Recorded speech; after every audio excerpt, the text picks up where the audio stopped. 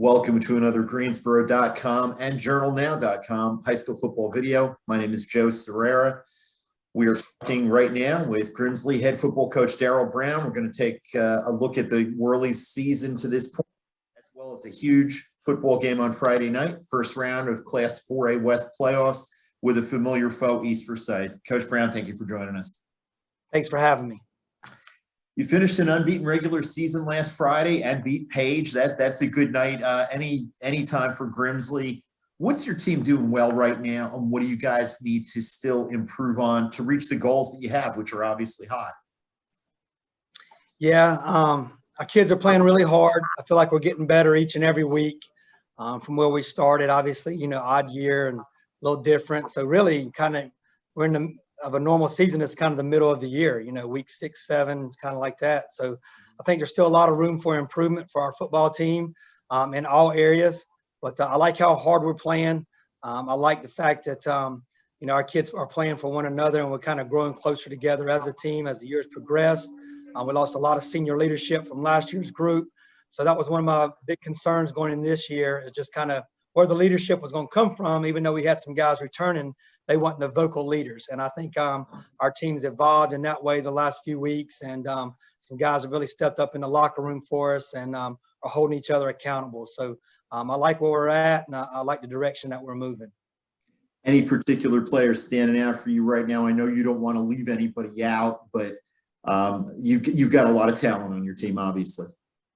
Yeah, I mean, our senior group, guys that are really standing up or stepping up for us in a leadership role, guys like Sincere Burnett, Quentin Williamson, Clifton Buckram, who's a guy that doesn't say a lot. He had a word for his teammates yesterday, which was really good. And, Cam Allison always leads by an example by how hard he practices and plays. And so a lot of those guys on the offensive side of the ball, Anthony Duncans has been a real vocal leader for us this year and has really kind of taken that role that Chris Zealous had for us last year on the offensive side, and holds his teammates accountable. And he may not always be the guy getting the ball, but he's done a lot as far as speaking up when things need to be said.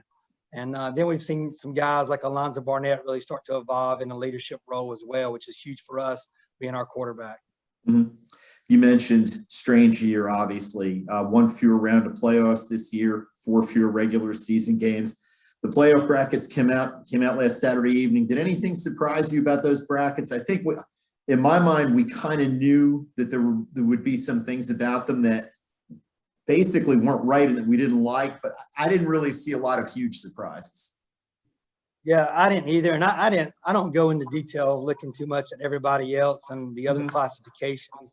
I'm just really concerned about our football team. And so, obviously I was just kind of trying to figure out and see what our matchup was going to be. And then when we saw that it was East Forsyth, obviously that's somebody that we've seen quite a bit the last few years.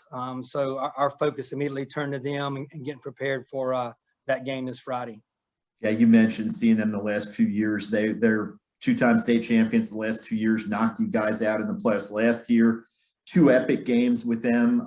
They came down at basically the last play or one of the last. It's become a great rivalry. What makes this such a good matchup for you and for East Forsyth? And I guess the question a lot of people are going to ask with realignment, are you going to be able to continue to play them in the regular season next fall? Well, I'll answer your last question first. We are not playing them the next couple of years. We tried to kind of work out something early on when things were kind of up in the air about how many weeks the season was going to be. So it didn't really fit for either one of us. And then by the time that the state come out and said it'd be an 11-week regular season, we both had our games, kind of filled up. So we're playing Reagan out of that league next year instead of East Forsyth, which is another good contest for us. Definitely. So we'll miss playing East. East has made us better, I feel like, since I got here. This will be the 8th time that we've played them in the 5 seasons that I've been here at Grimsley. And you mentioned it being a good rivalry. It really, until this year, the first time that we beat them early in the season, we haven't really had any success against East. And well-coached football team, a lot of really good players every year, including this year. I know they lost some guys, to leaving early for college and stuff like that, but they still got a lot of talent over there, a lot of young players that are going to be really, really good for Coach Willard and his guys. And watching film, they've gotten better from the first time that we played them. You see a lot more confidence out of their quarterback. I think their offensive line's playing really well right now, and that's a good group that's well coached. And then defensively, they're always sound and always put a good product on the field on that side of the ball. So it's going to take another really good game for us on Friday. We're excited for the challenge. They've ended our season the last 2 years.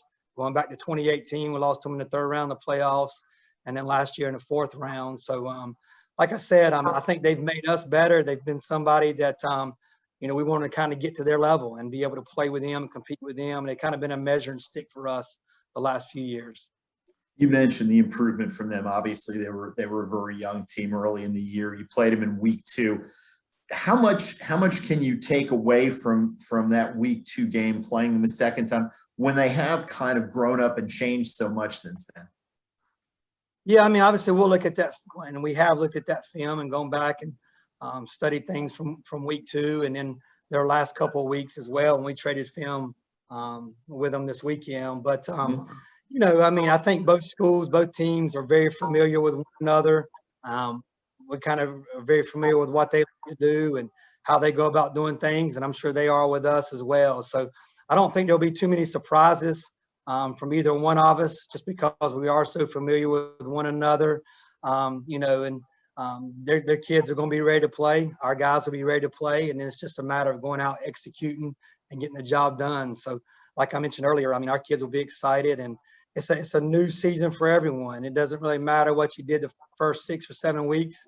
We're both 0-0. We're both playing for the same thing, and it's an opportunity to move on to the second round, which is really kind of like the third round this year. So we got a huge challenge on Friday night, but we're looking forward to it.